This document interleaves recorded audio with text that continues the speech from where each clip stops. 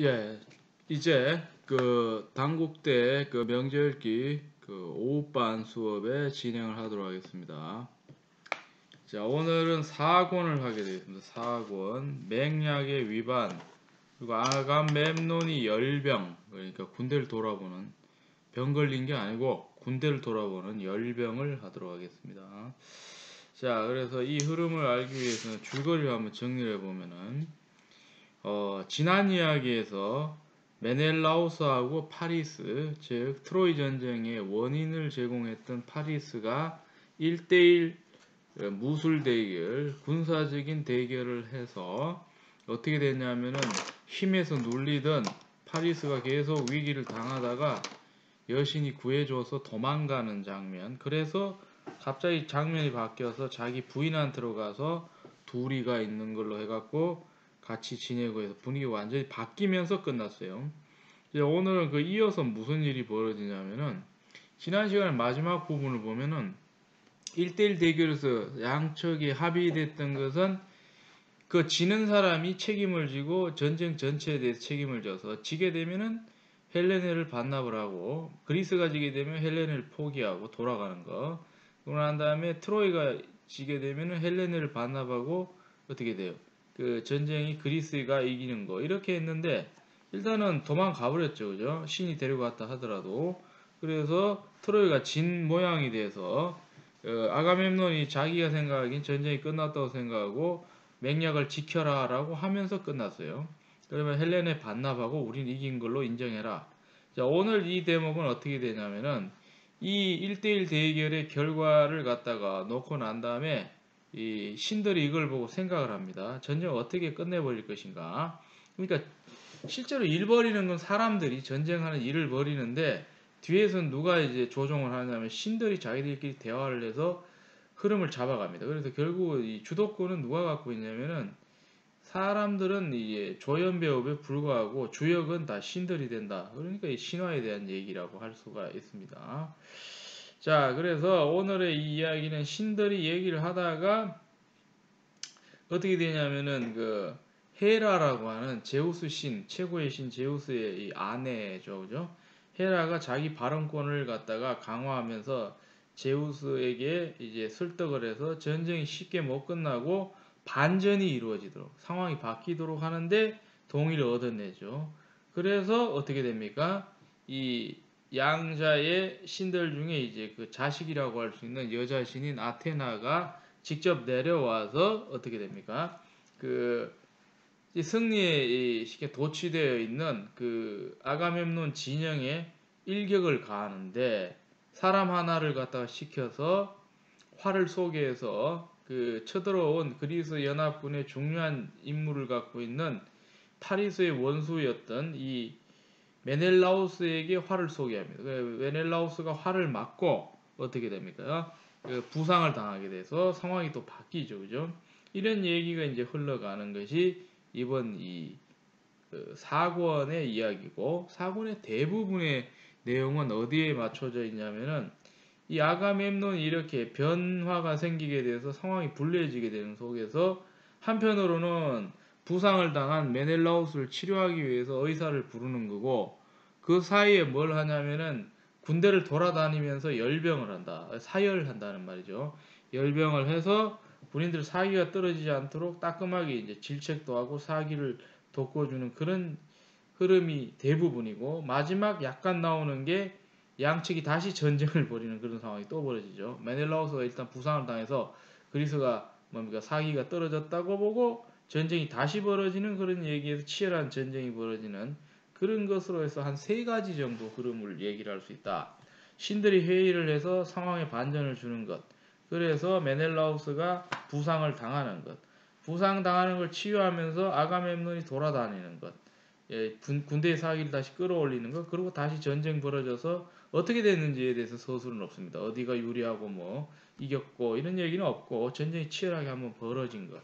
그게 이제 오늘 얘기의 흐름입니다. 근데 이제 크게 보면 맥락의 위반이라고 할 수 있고 그리고 주된 내용은 아가멤논이 자기 그리스 연합군을 돌아다니는 이야기.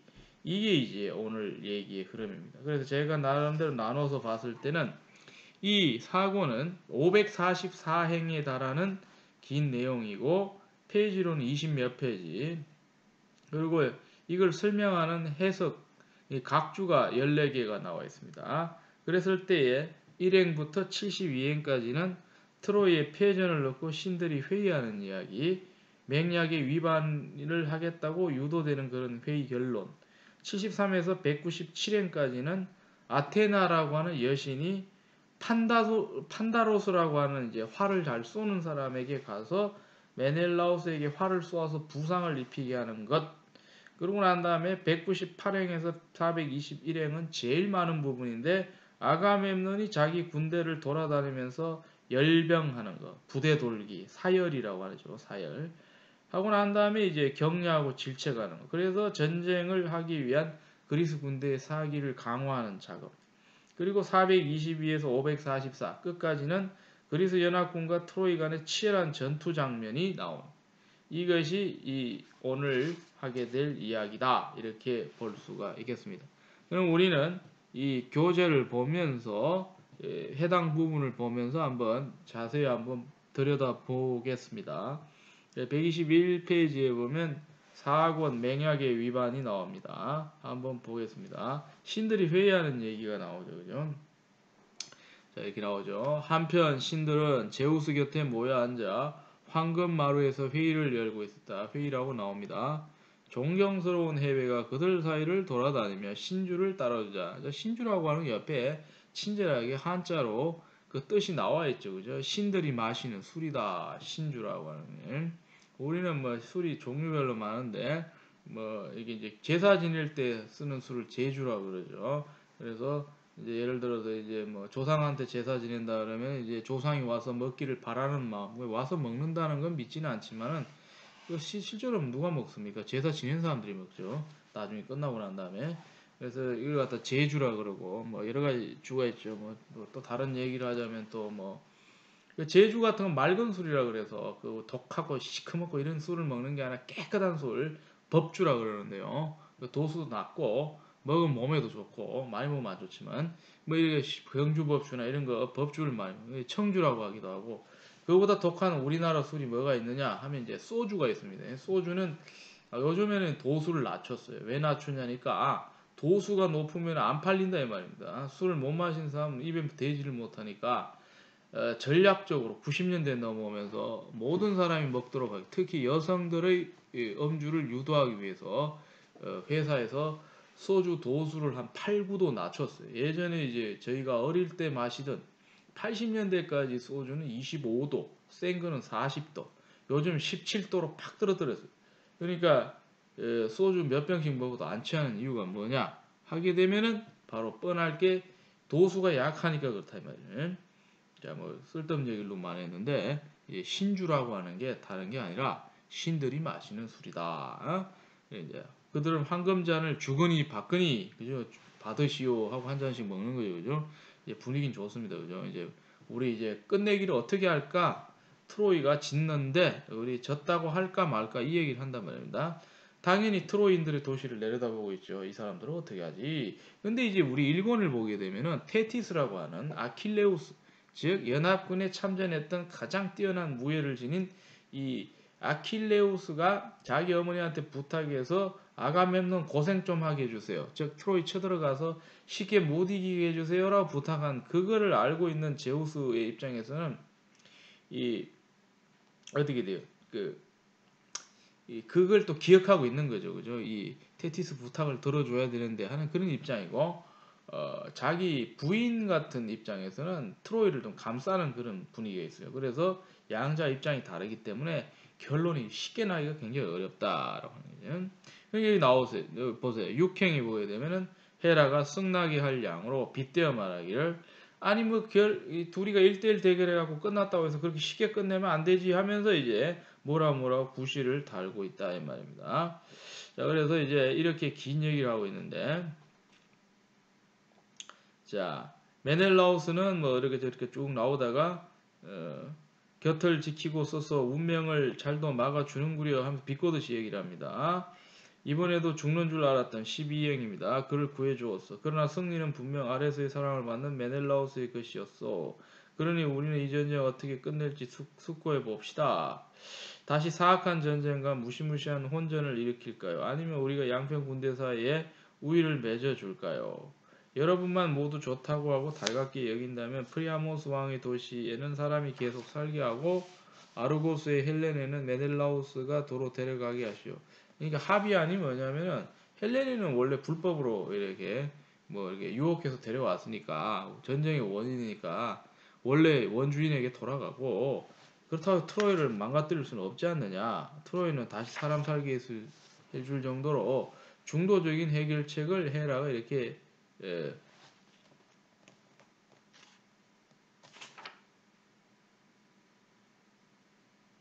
이게 이제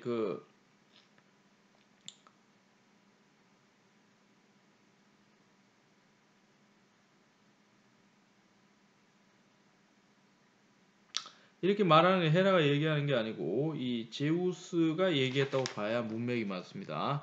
자, 이렇게 말을 하자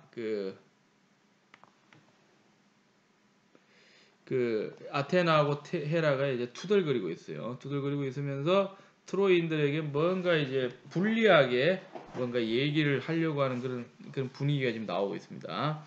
이렇게 되니까 아테나가 아버지 제우스가 못마땅해서 뭐 이렇게 뭔가 뭡니까 불편한 모습을 하는 걸 갖다가 이제 보고 있는 장면. 그리고 헤라라고 하는 이제 제우스의 부인은 아직까지도 뭔가 불만을 가지면서 따지듯이 말해요. 크로노스의 아들이여 자기 남편을 부르는 말입니다. 무슨 말씀을 하시는 거예요? 나는 프리아모스와 그의 자식들의 재앙이 되게 하려고 지친 말들을 몰고 다니면서 백성들을 모았는데 어찌 당신은 말이요 왜 저 사람들을 위해서만 생각하는 거예요? 하면서 이렇게 따지고 있어요. 그러니까 제우스도 화가 나가지고 당신 참 이상하다. 그죠? 31행 이후에 대체 프리아모스와 자식들에게 그대는 무슨 억하심정이 있느냐? 당신은 왜 트로이가 안 되려고 하는 걸 바라고 있느냐? 이런 식으로 얘기해요.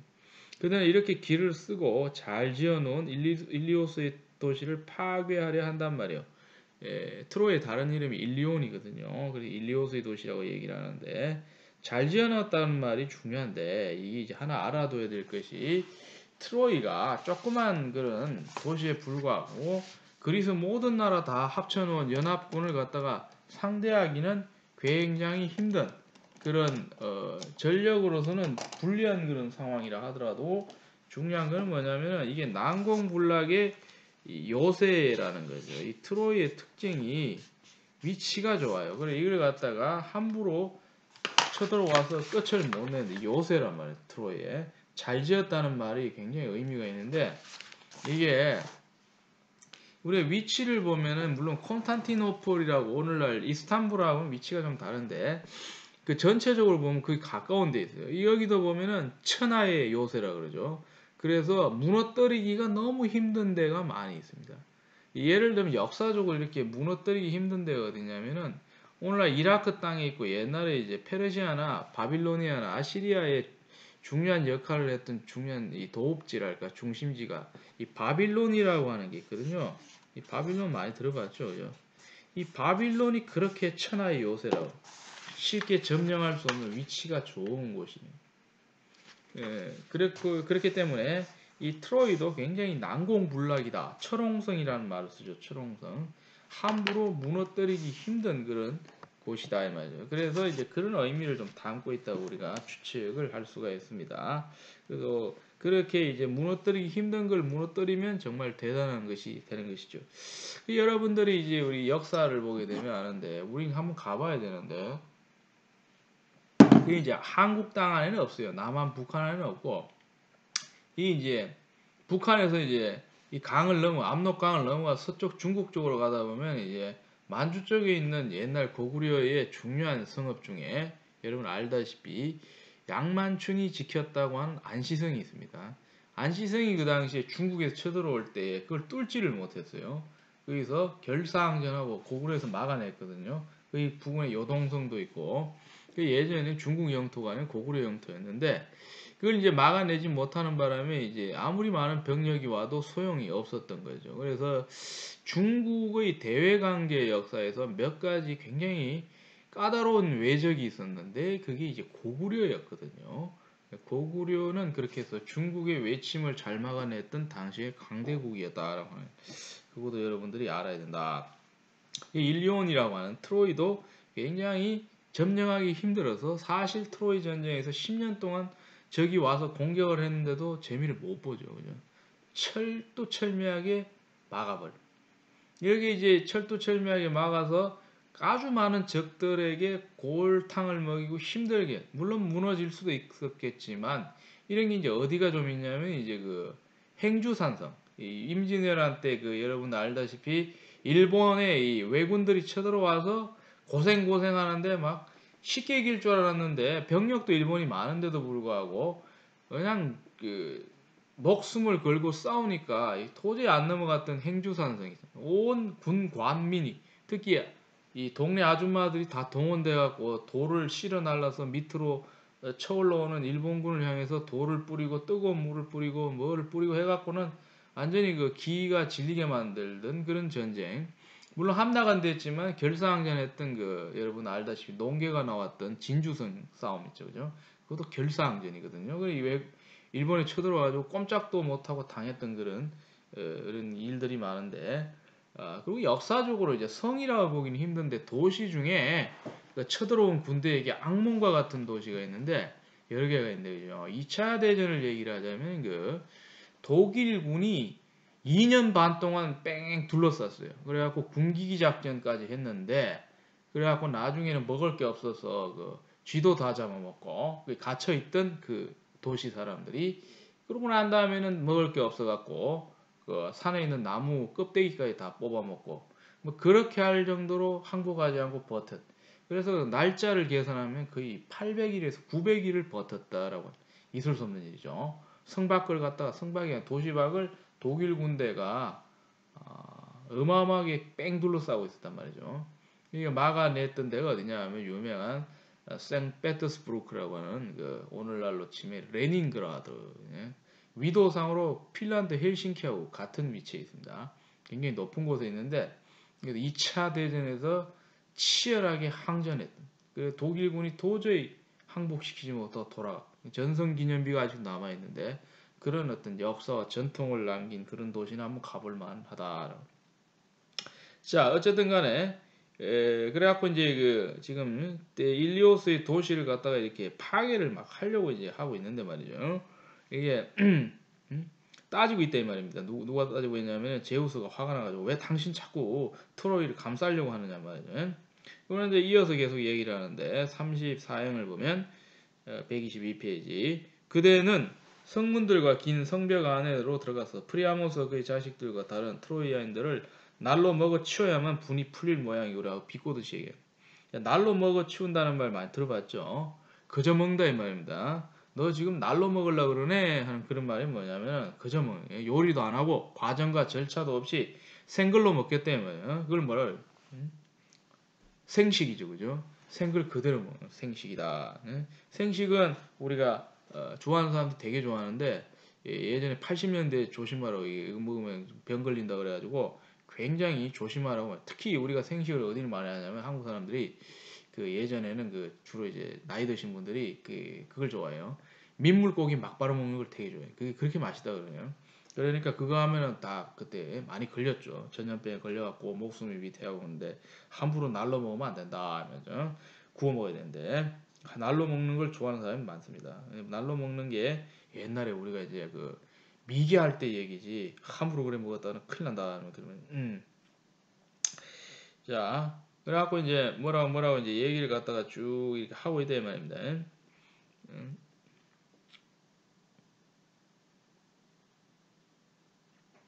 그렇게 이제 얘기를 갖다가 하면서 제우스가 좀 그만 좀 하라고 그 트로이를 너무 감싸지 마라고 이렇게 하면서 자기 불만을 갖다가 얘기를 하니까 이제 50행에 가서 헤라가 얘기를 하기를 이렇게 정말지 내가 가장 사랑하는 세 도시가 있는데 아르고 스파르테 그리고 길이 넓은 미케네다. 아르고 스파르테 미케네 전부 다 그리스 쪽에 있는 거예요. 트로이하고 상관없는. 쳐들어온 사람들의 주력 부대란 말입니다. 스파르테는 스파르타를 말하는 거고 미케네는 바로 아가멤논이 거하고 있는 그 사람의 그 본거지가 바로 미케네거든요. 나는 이 세 도시를 좋아한다고. 트로이는 안 좋아한다 이 말이죠. 이 도시들이 미워지거든 당신이 파괴해버리라고요. 하면서 이제 뭐 얘기를 하면서 뭐 자기 얘기를 하는데 다른 건 필요 없고 군더더기 얘기고 62행에 가면 이제 이렇게 합의를 보자는 거죠. 그러니 이 점에서 우리 서로 양보하도록 해요라고 얘기를 하거든. 나는 그대에게 그대는 나에게 나라고 하는 말하는 해라고 그대는 제우스인데 그러면 다른 불사신들도 모두 우리를 따를 거예요. 그러니 그대는 어서 나에게 명하여 그대는 어서 아테나라고 여신에게 명해서 트로이와 아카이오이족 아카이오이는 쳐들어온 그리스를 통칭하는 그런 표현법이죠.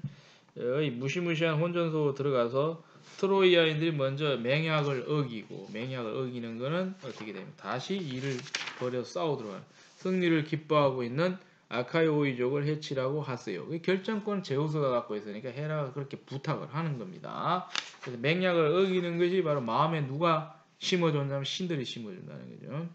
이렇게 말하자 인간들과 신들의 아버지는 거역하죠. 제우스를 말하죠. 즉시 아테나를 향해 물 흐르듯 거침없이 그러니까 이제 시킨 대로 하는 겁니다. 어서 진영으로 가거라. 지금 인간들에게 가라 싸우고 있는데 트로이아인들과 아카이오이족의 한가운데로 가서 트로이아인들이 먼저 맹약을 어기고 승리를 기뻐하고 있는 아카이오이족을 해치게 하라. 하면서 명을 내. 여기까지가 신들이 회의한 것이고 이어지는 건 이제 다시 전쟁터가 나오게 되는 그런 상황이다.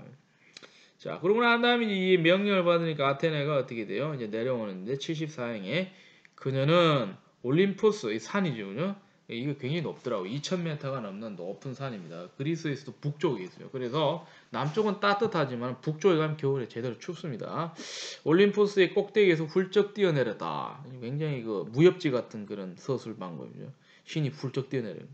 마치 뱃사람들이나 백성들의 넓은 진영에 전조가 미리 보여주는 조짐 이걸 갖다가 전조가 미리 보여주는 조짐이라면 그래서 이건 뭐라 한다 이걸 갖다가 우리가 이제 오멘이라고 보통 얘기해요. 오멘이라는 말 들어봤어요. 이게 이제 미리 찝찝하게 보여주는 거 오멘인데 전체적으로 예후를 말해요. 미리 보여주는 이 전조라고 해도 되고 예후라고 해도 되고 오멘은 조금 우리가 불길한 거에 징조를 보통 오멘이라고 하는데 ominous 하게 되면 뭔가 심상치 않다 이런 형용사가 되어버리는데요. 전조와 예후라고 하는 거. 그래서 전조가 되게 하려고 엄흉한 크로노스의 아들이 내려보내는 불꽃을 뭐 어떠고 저떠고 하면 되게 이제 길게 묘사법을 이제 쓰고 있습니다. 얘가 이제 내려오는 거죠. 그죠? 내려오면서 이런 말들하고 되게 재밌습니다. 82회 이미 이걸 지켜보던 군인들이 또다시 사악한 전쟁과 무시무시한 혼전이 일든지 아니면 인간의 전쟁을 주관하시는 제우스께서 두 백성들 사이에 우위를 맺어주실 모양이기로 하면 둘 중에 하나일 거라고 추측을 하고 있어요. 이렇게 해가지고 앞으로 벌어질 일들을 다른 사람의 입을 통해서 보여주는 것 연극에서는 많이 취하는 방식이기도 하죠.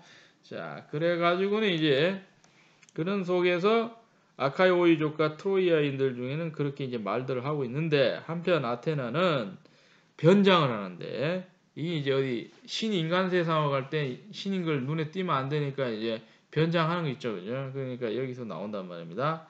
안테노르의 아들로 강력한 창수인, 창 던지기 하는 병력이죠, 그죠? 창을 던지는 군사 라우도코스라는 사람의 모습으로 변장해서 나타.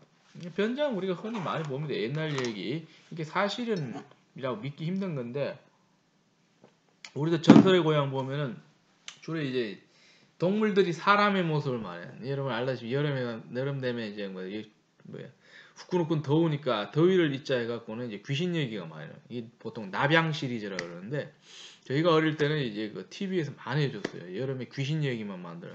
주 우리나라의 전형적인 스토리가 있는데 여우가 이제 꼬리가 9개 달리면 구미호라 그러는데 여우가 사람 된 얘기가 아주 메인 스토리입니다. 그래서 그 예전부터 되게 많이 써먹던 건데 여기서 이제 변장을 해가지고는 이제 사람의 모습을 하고 가면 이제 눈에 안 띄거든요. 이게 사람인지 신인지 모른단 말입니다. 트로이인들의 무리 속으로 들어갑니다. 들어가는 이유는 곧 나오는데 이제 맹약을 어길 수 있도록 유도해내기 위한 그 작전을 펴기 위해서 가는 거죠. 그래서 판다로스를 찾아다녔다는 거죠. 판다로스에게 열쇠가 있습니다. 그래서 이제 판다로스를 발견하고 그러고 난 다음에 이제 판다로스한테 뭐라고 얘기하는 게 나오는데 이게 이제 125페이지에 가게 되면은 90 몇 행에 2행에 보면 이렇게 말. 자, 리카온의 현명한 아들이요, 내 말대로 하시오. 만약 그대가 용기를 내어 메넬라오스에게 화살을 쏘아 보낸다면은 하고 난 다음에 이제 어떻게 될 것이다 해갖고는 어떻게 돼요? 화살을 쏘아갖고 보내라고 얘기를 한단 말이죠. 그리고 이제 99행을 보세요. 좀 건너뛰겠습니다. 그가 누구보다도 먼저 그대에게 영광스러운 선물을 줄 것이요. 자, 영광스러운 이 메넬라오스에게 활을 쏘아 보내시오. 말이죠. 그리고 빛에서 태어난 명궁 아폴론에게 그대가 신성한 도시 젤레에 다시 돌아가면 맛배로 태어난 새끼 양들의 훌륭한 헤카톤베를 바치겠다고 쓰야가시오. 자, 아폴론한테 어떻게 돼요? 나중에 내가 당신에게 엄청난 선물을 드릴 테니까 부탁하라. 그러면 신이 뒤에서 잘 쏘게 해줄 거라고. 그런 얘기. 그러니까 굉장히 신화적인 요소에 끈끈이 맞물려 있는 그런 스토리입니다. 인간 독립적으로 생각하는 것이 그다지 많지가 않다라고. 그럼 여기서 언어적으로 중요한 걸 좀 봐야 되는데 이건 이제 어려운 한국말을 잘 아느냐 이런 문제인데 오늘 유벨라이 굉장히 안 쓰는 한국말들이 많습니다. 그래서 제가 일일이 다 찾아볼 수도 없고 그러나 설명을 할 수 있는 걸 하고 저도 모르는 것도 많고 여러분들이 사전을 좀 찾아서 좀 알아야 될 것. 그러니까 한국말을 잘해야 된다. 맛배 같은 것도 요즘 쓰지 않는 한국말입니다. 이 맛배가 뭔지 아세요, 여러분들? 맛배로 태어난. 그건 아는 거예요, 여러분들. 자식 중에 제일 첫 번째 자식은 뭐라 그래요? 마지. 나는 둘째. 너는 셋째. 나는 큰아들입니다. 마지입니다. 할 때 맛. 이게 순수 한국말이거든요. 맛배라고 하는 게 뭘까요, 그러면? 이게 맛배는 이제 사람이 쓰는 게 아니고 동물에 쓰는데 첫 번째 태어난 새끼를 말하거든요. 이게 맛배는. 이게 뭐라 그러면 쉽게 쉬운 아니 공통적인 일반적으로 그럴싸한 맛배라고 한 말이 좀 어색하면 이게 좋습니다. 이걸 뭐라 그래요? 이런 말도 우리나라 잘 안 쓰는데 사실 좋은 말이죠. 알면 좋은데 초태생이란 말이에요. 처음 태어난 생물체 초태생 마지 첫째를 말. 물건을 사람도 아니고 동물도 아니고 그냥 무생물 물건을 뭐야? 그건 만물이라고 그래요. 만물. 예를 들면 식물 같은 거는 만물이에요. 첫 번째 수확한 것 만물이에요.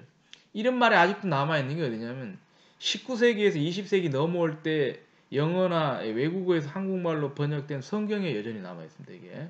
그래서 만물이란 말이 거기 있어요. 교회에서는 여전히 쓰고 있어요. 전통적으로. 근데 우리나라 지금 한국 사람들 이게 무슨 말이냐 이러는데 쉬운 말로 하면 초태생입니다. 초태생.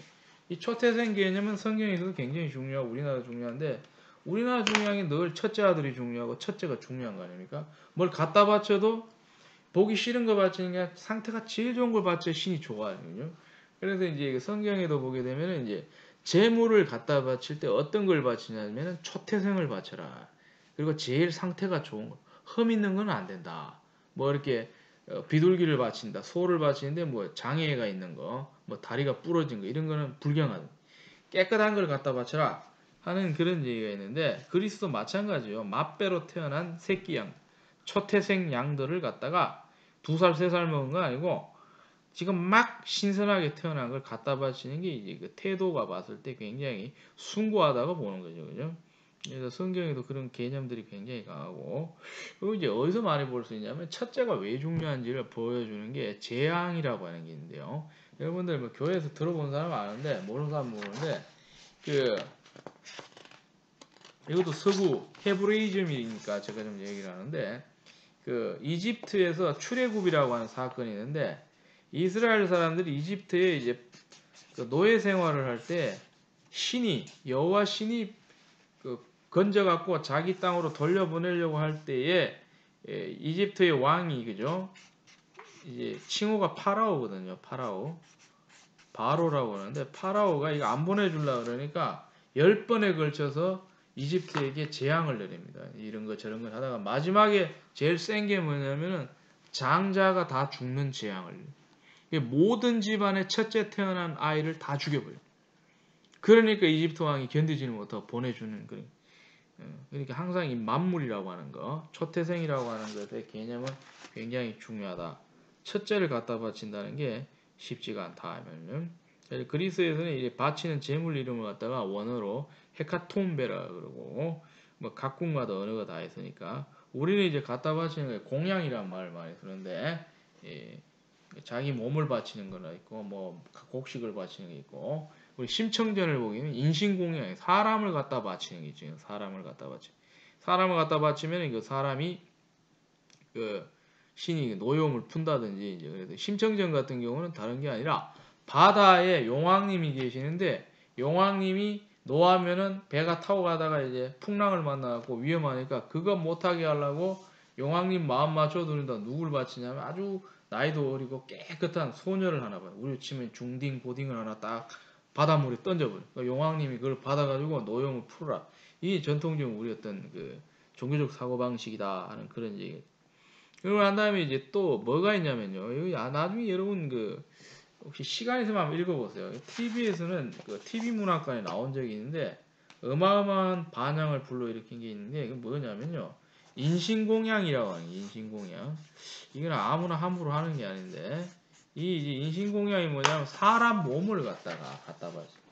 요걸 문학적 소재로 해서 소설이 나온 게 우리나라 20세기 문단의 거두라고 하는 한때 노벨 문학상까지 예상이 됐던 김동리라고 하는 작가가 쓴 그 등신불이라고 하는 게 있습니다. 등신불의 소재가 인신공양이에요. 예. 등신불이에요.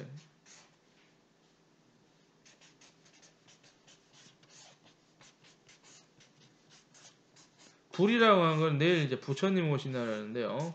이 부처를 말하는데 몸하고 갖다 바치는 거하고 같다 이 말이에요. 사이즈가 같은 거. 등신불이 뭐냐?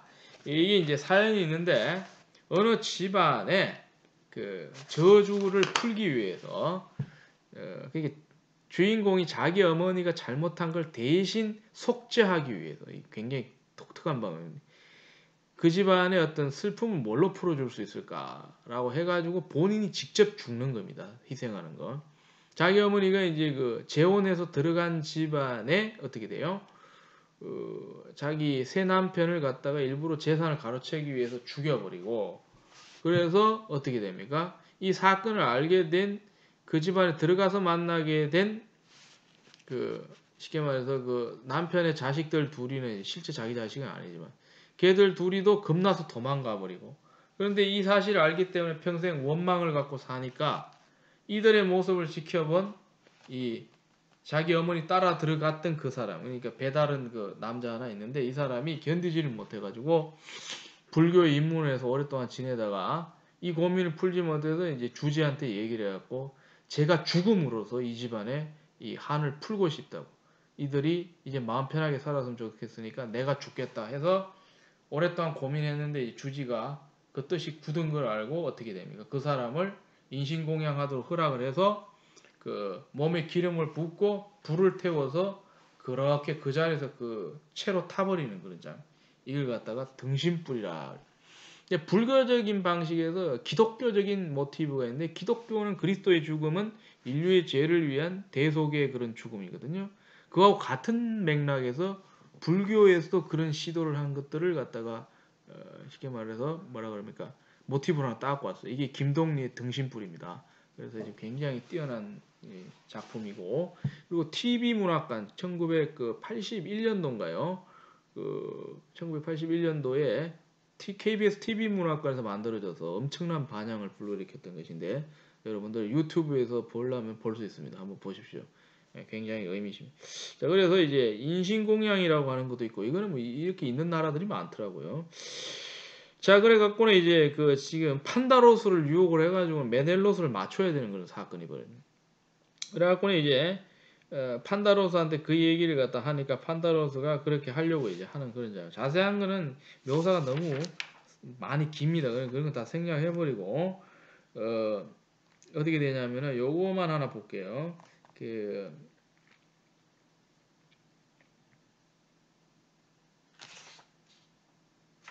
그 126페이지로 넘어가서 그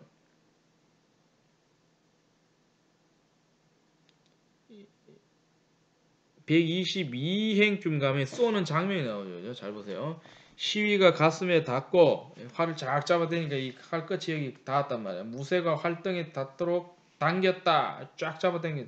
그가 힘껏 당겨 큰 활이 하나의 원을 이루었을 때, 이게 기가 막힌 메타파인데요.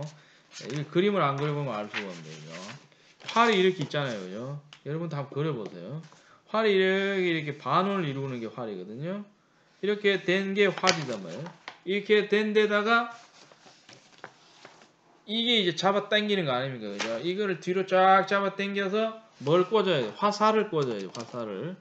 이걸 하나 꽂아야 돼. 화살을 꽂아가서 멀리 보내려면 이체로 쏘면 안 날아가니까 이 탄력을 이용해서 이 원심력이라고 합니까? 탁 당기면 이게 쫙 날아가잖아요. 그러기 위해서는 중요한 거는 이게 일직선이 된 얘가 뒤로 제껴져서 쫙 가는 거 아닙니까? 그러니까 나중에는 둥근 원을 이룰 수밖에 없죠. 힘껏 잡아내. 그래서 하나의 원이 이루어지는 거죠. 기가 막힌 표현법입니다.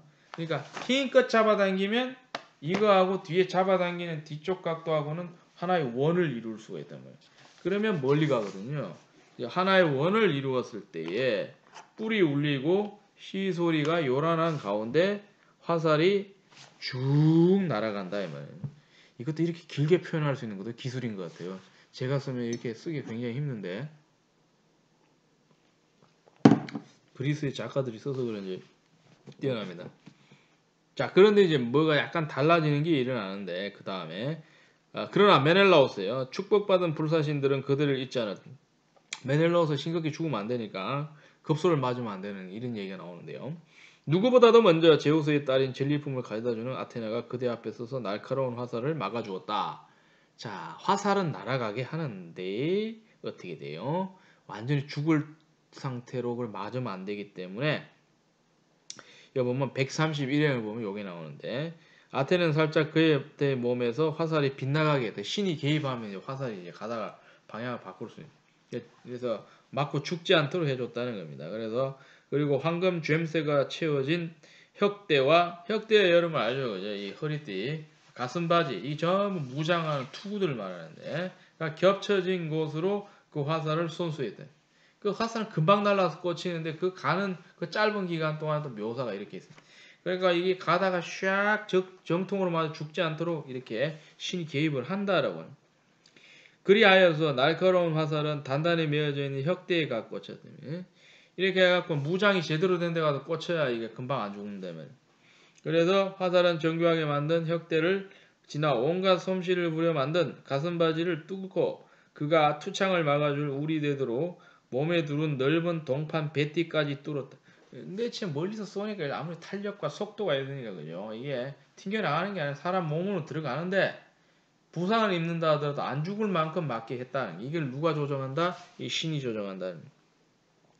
그를 가장 잘 보호하던 배띠마저 화살은 뚫고 말았다. 이제 쓰는 거 보면 긴장은 넘칩니다. 그리야 화살이 전사의 살갗까지 들어갔어요. 상처에서 바로 검은 피가 흘렀다. 이제 맞긴 맞았는데. 자, 그러고 난 다음에 맞고 난 다음에 이제 뭐 이렇게 일어나는 현상에 대한 자세한 묘사가 쭉 나오고 이런 건 좀 생략해버리고 그러고 난 다음에 148행에 127페이지를 가서 보게 되면은 상처에서 검은 피가 흘러나는 것을 보자. 인간들의 왕, 즉 연합군을 지휘하는 총지휘관 아가멤논은 그걸 보고 이제 몸은 떨었고 이 말이니까 깜짝 놀라는 거죠. 부들부들. 아레스의 사랑을 받는 메넬라우스 떨었다. 당연하죠. 맞았는데요. 맞으니까 놀라서도 떨고 아파서 떨고 벌벌벌 떨고 있다 이 말입니다. 그러나 활촉을 감아 맨 실과 미늘이 바깥에 있는 것을 보고 메넬라우스의 마음속에 다시 용기가 솟아났다. 이 맞아본 사람은 아는데 이게 맞긴 맞았는데 죽을 만큼 맞은 게 아니구나 하는 걸 맞아본 사람이 아니거든요. 본인은 안도의 한숨을 좀 쉬는 거겠죠.